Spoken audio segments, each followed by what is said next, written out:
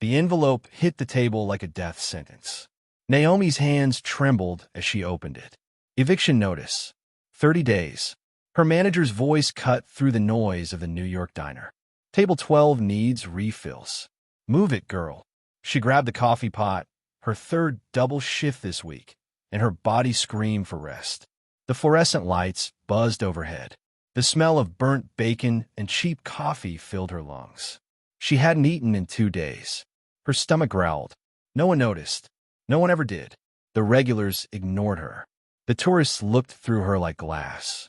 She was invisible, disposable, just another black waitress in a city that chewed people up and spit them out. But that was about to change. The door opened. Everyone stopped. The temperature in the room dropped 10 degrees. 3 men in black suits walked in first. Then him. Tall, sharp jaw, eyes like winter, Korean, expensive, dangerous. Even the air around him felt different, heavier. Naomi's manager practically ran to greet them. Mr. Kong, sir, we're honored. Your private room is ready. The man they called Mr. Kong didn't smile, didn't acknowledge anyone. His eyes swept the room once. Cold, calculating. They landed on Naomi for half a second. She felt it like ice water down her spine. Her manager grabbed her arm. Hard. You're serving Mr. Kong tonight. Naomi's heart dropped. But Maria called in sick. It's you or you're fired. Understand. She understood. She had no choice. She never did. The private room was different from the rest of the diner. Nicer, darker, more intimate. Mr. Kong sat at the head of the table. His men flanked him like statues. Naomi approached with the menu. Her hand shook. Don't drop it. Don't mess this up. Good evening. Can I start you with water? No ice. His voice was smooth, deep, accented. It made her skin prickle. She nodded and turned to leave. Wait. She froze. He looked at her. Really looked. Not through her. At her. What's your name? Naomi, sir. You're trembling, Naomi. I'm fine, sir. When did you last eat? The question caught her off guard.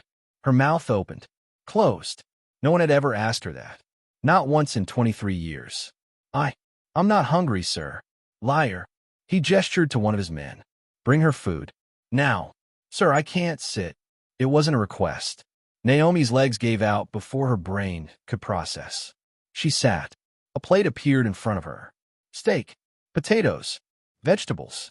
Real food. Her eyes burned. Don't cry. Don't you dare cry in front of him.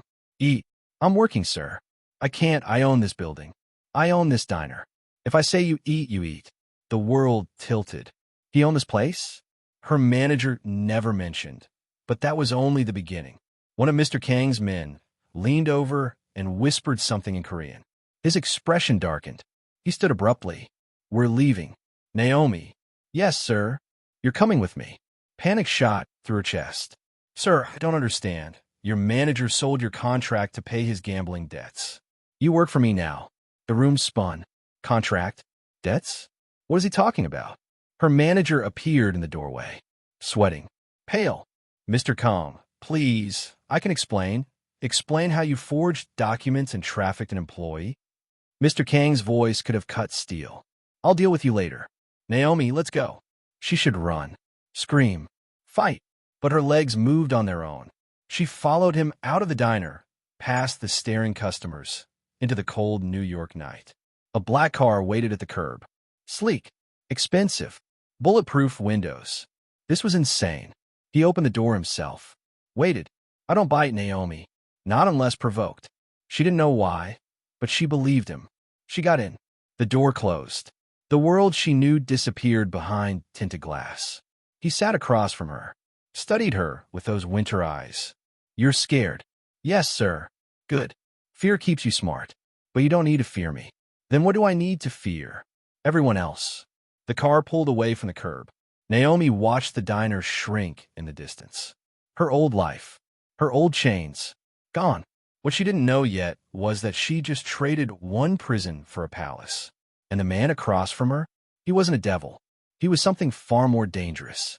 He was a man who just decided she belonged to him. And David Kong always kept what was his. The penthouse took Naomi's breath away. Floor-to-ceiling windows overlooked Manhattan. Marble floors. Crystal chandeliers. Art that probably cost more than she'd earn in 10 lifetimes. She stood in the entrance, still in her stained waitress uniform, feeling like dirt on a white carpet. David removed his jacket, handed it to a woman who appeared out of nowhere. "Mrs. Chun, prepare the guest suite. Naomi will be staying here." The older Korean woman nodded, smiled warmly. "Of course, Mr. Kong. Welcome, Miss Naomi." Naomi's voice came out small. "I don't understand. Why am I here?" David poured himself a drink. "Whiskey. Expensive. Because you have nowhere else to go. Your apartment was raided an hour ago. Your belongings are in evidence." Her knees buckled. Mrs. Chun caught her. "What? Why? I didn't do anything. Your manager was running a trafficking ring through the diner, using employee documents. You were listed as collateral for his debts to a rival organization." The room tilted. "I need to sit down." "Then sit." He gestured to the white leather couch. She was too shocked to argue. David sat across from her, studied her like she was a puzzle he was solving. "Here's what's going to happen. You'll stay here until this is resolved. You'll be safe, federal protected. And what do you want in return?" "Smart question." He took a sip. "You'll work for me. Nothing illegal. I need someone I can trust in my legitimate businesses. Someone who understands what it's like to be underestimated. I'm just a waitress. You survived 3 years in that hellhole without breaking. That takes strength. I value strength." Mrs. Chun returned. "Miss Naomi, your room is ready. I've prepared clothes and toiletries. Would you like to freshen up before dinner?" "Dinner." The word felt foreign. "Ah, yes. Thank you." Naomi followed her down a hallway. The guest suite was bigger than her entire apartment. The bed looked like a cloud. The bathroom had a tub the size of a small pool. She caught her reflection in the mirror. Exhausted, thin, scared. She looked like she'd been running her whole life. Maybe she had. That night, dinner was served in a private dining room. Just her and David. The table could seat 20, but felt intimate with candles and soft music. A chef brought out course after course. Naomi had never seen food like this.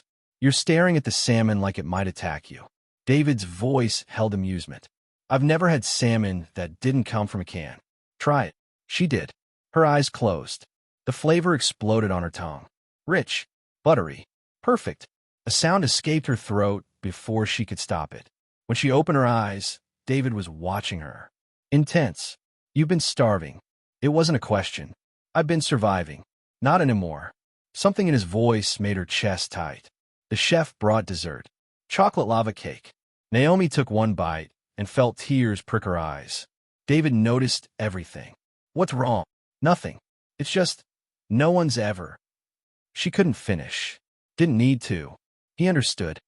"Naomi, while you're under my protection, you'll never go hungry again. You'll never be cold. You'll never be invisible. Do you understand?" She nodded. Didn't trust her voice. But that was only the beginning. The next morning, Naomi woke to sunlight streaming through silk curtains. For a moment, she forgot where she was. Then it hit her. This was real. She was really here. Mrs. Chun knocked softly. "Miss Naomi? Mr. Kong asked me to take you shopping. He says you need a proper wardrobe." "I can't afford. Mr. Kong is covering all expenses. He insists."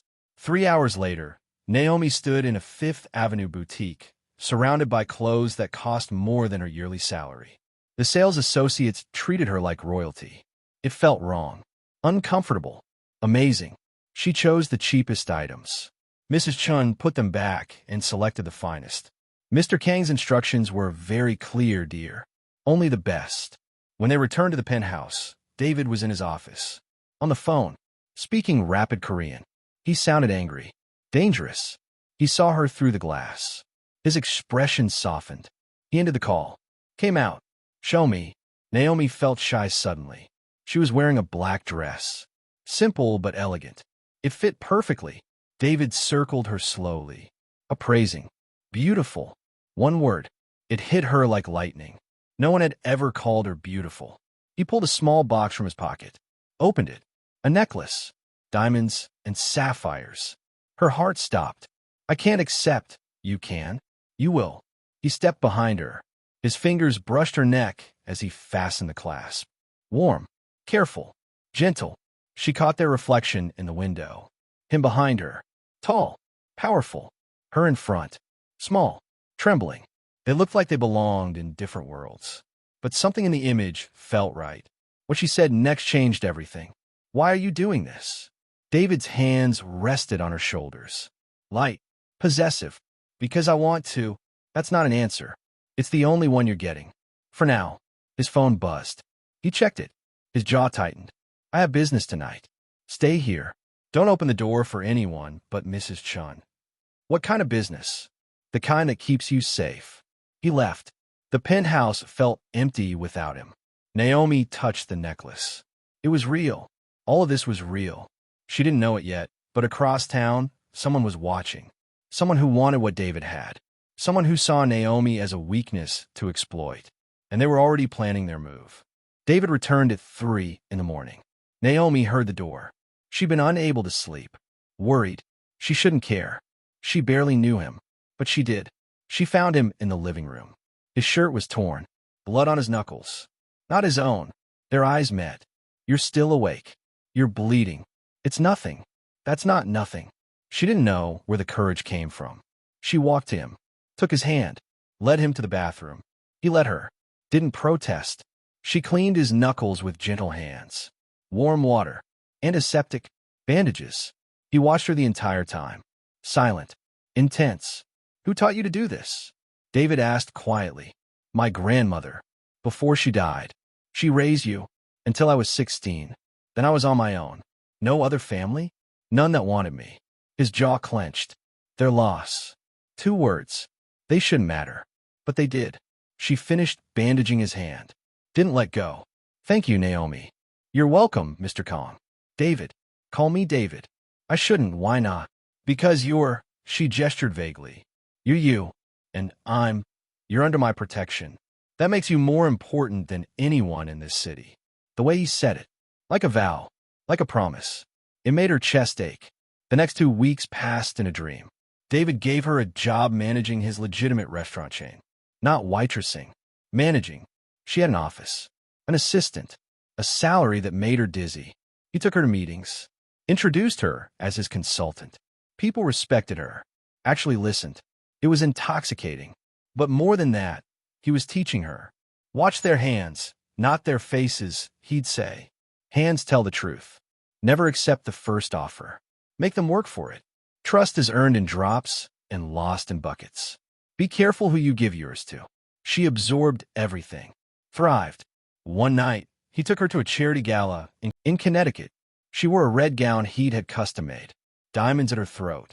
She felt like Cinderella. Except this prince was dangerous. The ballroom glittered. Champagne flowed. David's hand rested on her lower back. Possessive. Protective. A woman approached. Tall. Beautiful. Korean. Designer, everything. Her smile was poison. David. It's been too long. Delilah. His voice went cold. And who's this? Delilah looked at Naomi like she was a stain. This is Naomi. My date. Ow, unexpected.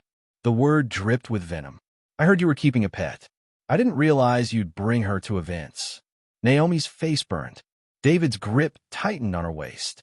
Careful, Delilah. I'd hate for an accident to ruin your evening. It wasn't a threat. It was a promise. Delilah's smile faltered. Still so protective.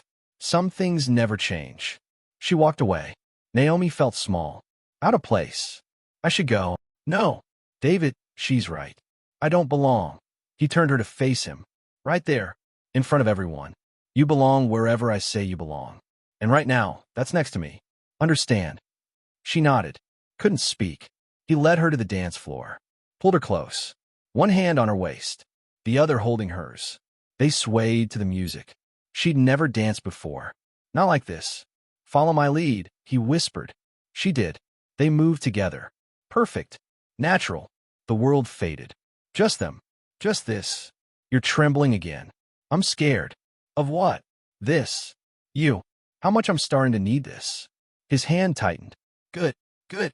It means you're smart enough to know this is dangerous. But brave enough to stay anyway. The song ended. He didn't let go. Someone cleared their throat. David's business partner. James. Older. Cautious. David, we need to talk. Privately. David's expression shifted. Business mode. Wait for me at the table. Don't go anywhere. Naomi nodded. She sat. Sipped champagne. Watched the crowd. That's when she saw him. The man from the diner. Her old manager. Here. At this gala. Impossible. Their eyes met. He smiled. Started walking toward her. Naomi stood. Looked for David. Couldn't see him. The manager reached her. Well, look at you. Playing dress up like you're somebody. Stay away from me. Or what? You'll tell your boyfriend? He's busy.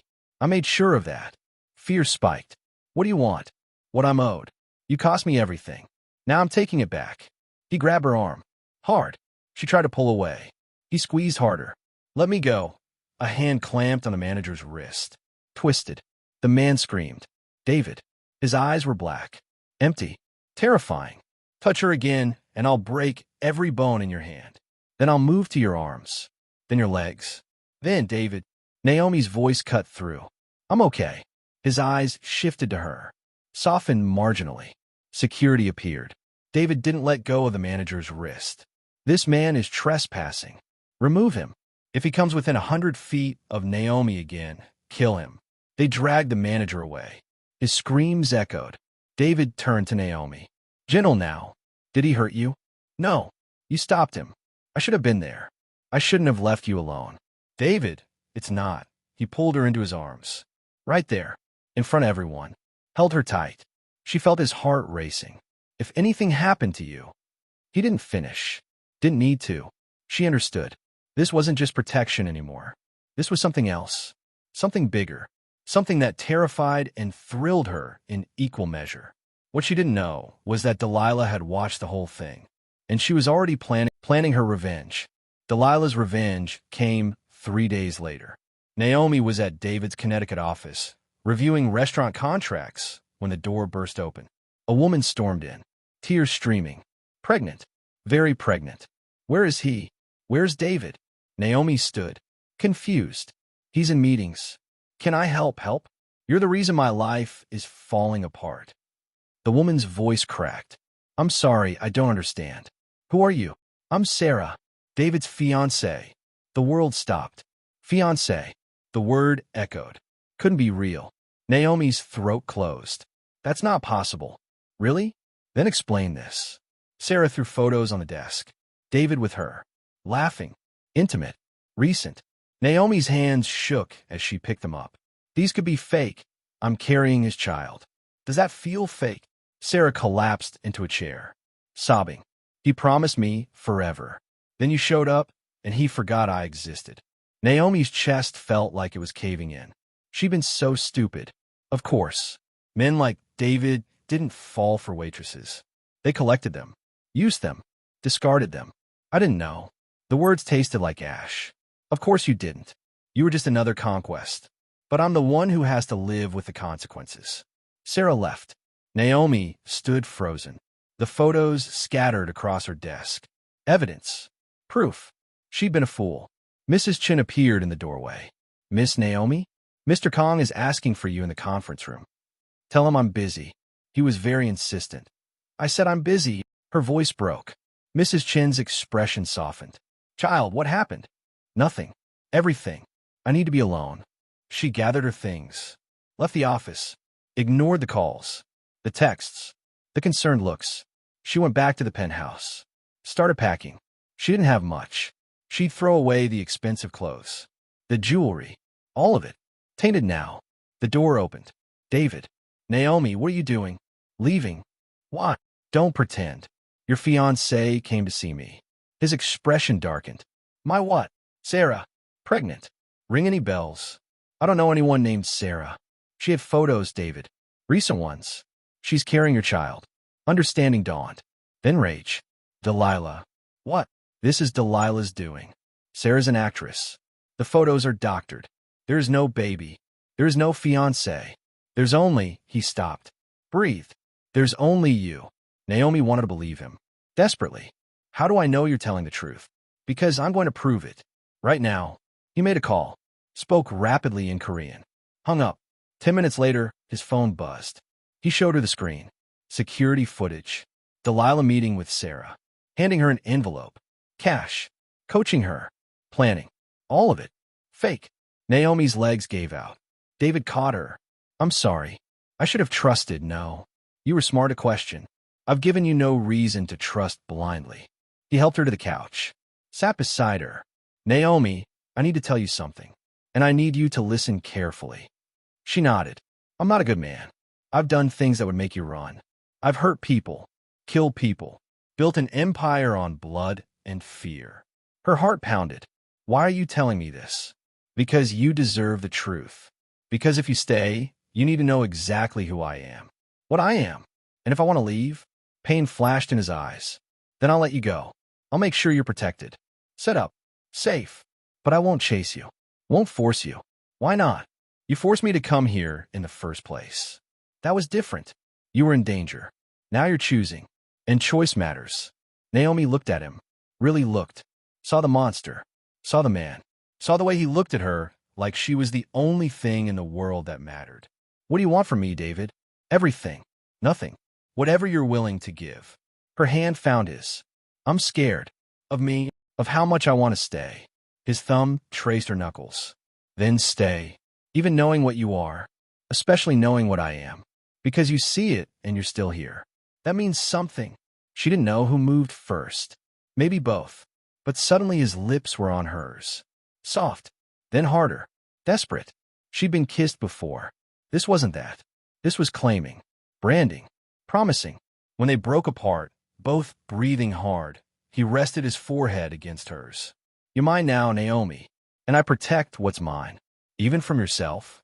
Especially from myself. That night, Delilah received a message. A single photo.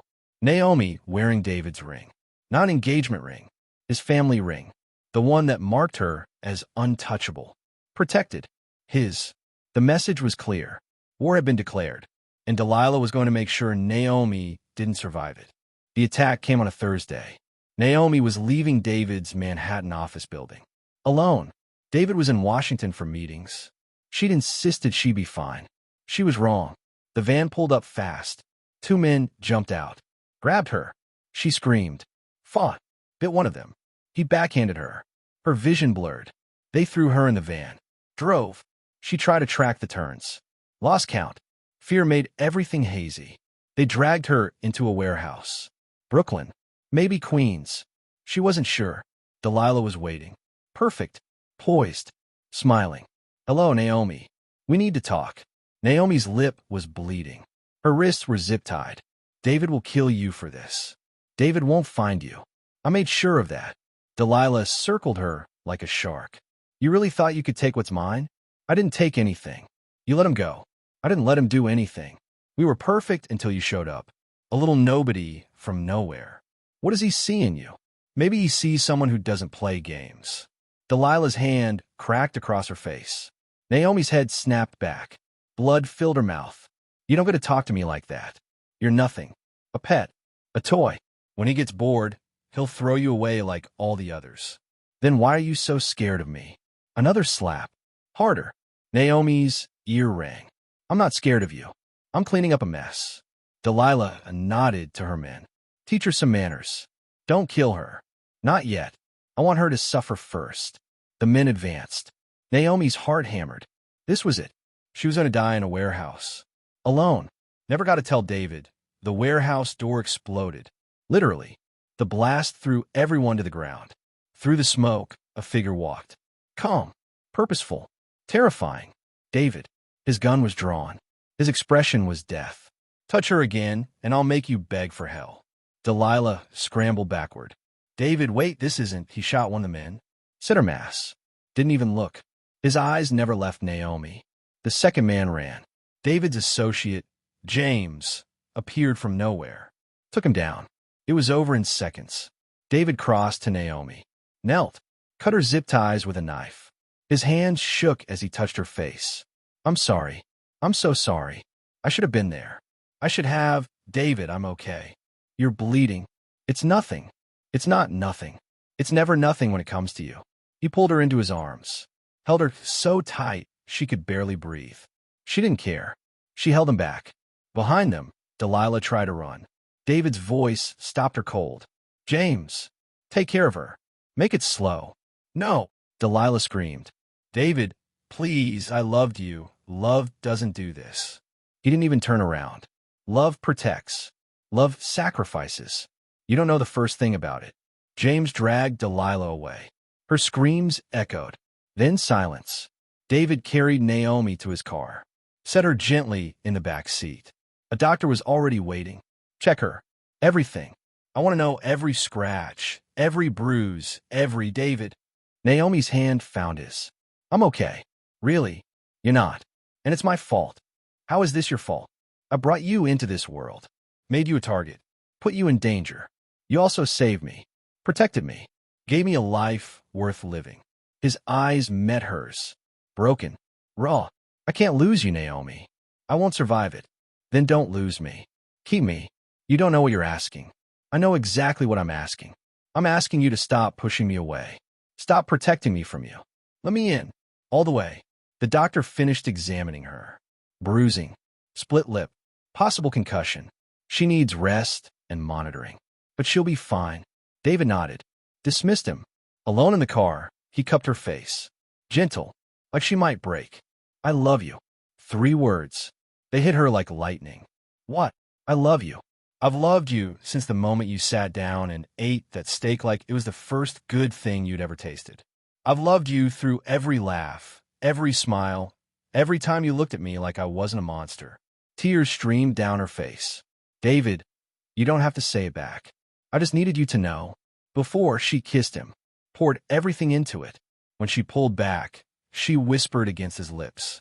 I love you too. I've been too scared to admit it. But I do. I love you. His arms tightened. Then marry me. What? Marry me.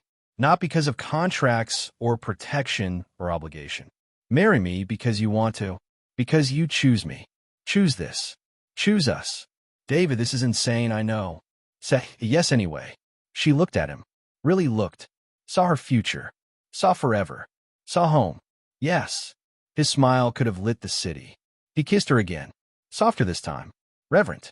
I'm going to spend the rest of my life making sure you never regret this. I already don't. They drove back to Manhattan.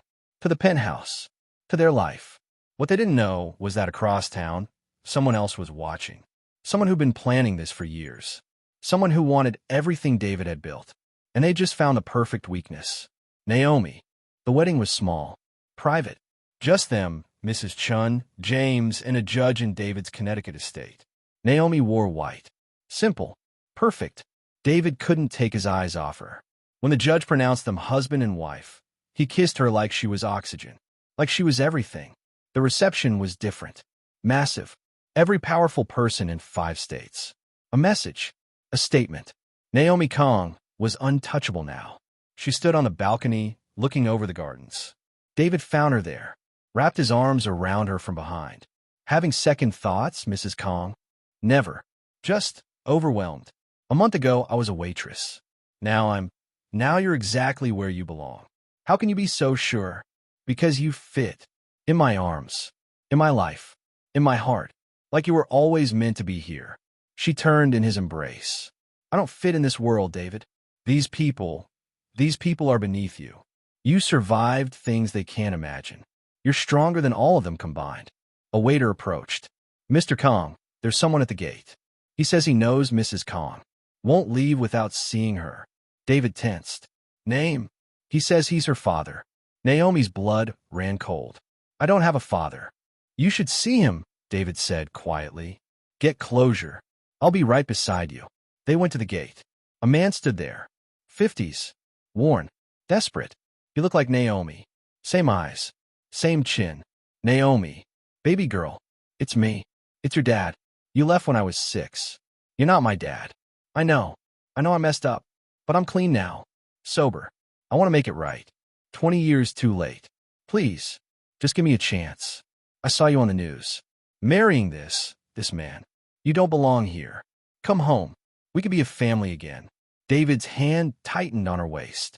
Naomi stepped forward. Home? You mean that apartment where you locked me in the closet when you were high? Where I learned to steal food because you spent everything on drugs? That home. Her father flinched. I was sick. I'm better now. Good. I'm glad. But I don't owe you anything. You had a daughter who needed you. You chose drugs. Now I've chosen something better. Someone better. Him? A criminal? A killer? Yes. Him. Because he's never abandoned me. Never hurt me. Never made me feel like I wasn't worth loving. Her voice broke. He gave me everything you never could, including the strength to tell you to leave. David stepped forward, pulled an envelope from his pocket. Inside is a check. Enough to start over. Get help. Build a life. But you come near her again, and the next envelope will contain photos of what I'll do to you. Understand? Her father took the envelope, looked at Naomi. I'm sorry. For everything. I know. Goodbye. They watched him leave. Naomi's tears fell silent. David turned her into his chest. Let her cry. You okay? I am now. I finally got to say what I needed to say. And I realized something. Family isn't blood. It's choice. I choose you. I choose this. I choose us. He kissed the top of her head. Best choice you've ever made. They returned to the party. Danced until midnight. Laughed until their sides hurt. For the first time in her life, Naomi felt whole. Weeks turned to months. David taught her the business. Not the illegal parts. The legitimate empire. Restaurants. Real estate. Investments. She had a mind for it. Sharp. Intuitive. She thrived. One evening, 6 months after the wedding, David came home early. Found her in his office. Their office now. Working late, Mrs. Kong. Just finishing the California proposal. I think we should expand there. The market is... He pulled her from the chair. Kissed her. Deep. Consuming. When he let her breathe, she laughed. What was that for? Do I need a reason to kiss my wife? No. But you usually have one. He handed her a small box. What's this?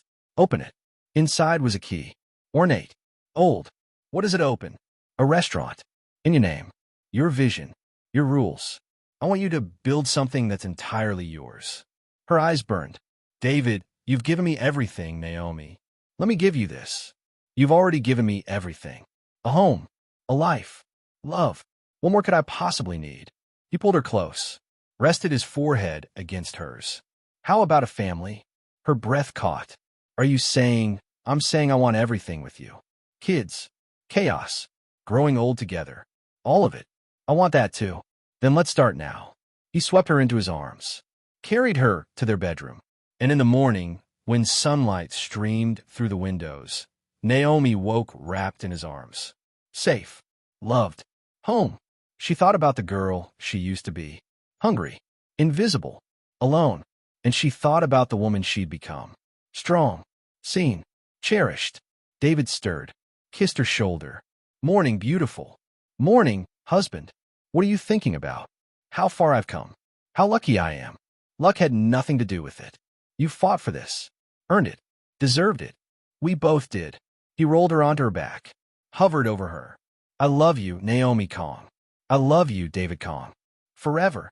Forever. And she meant it. Because some fairy tales don't start in castles. Some start in diners. With a girl who'd been invisible her whole life. And a man who saw her anyway. Chose her anyway. Loved her anyway. This wasn't just a happy ending. This was a happy beginning. And they were just getting started. Music fades. Thank you for watching. If you enjoyed this story, make sure you subscribe and hit that notification bell so you never miss another tale. Comment below which moment was your favorite. And remember, love finds you when you're brave enough to be seen. See you in the next story.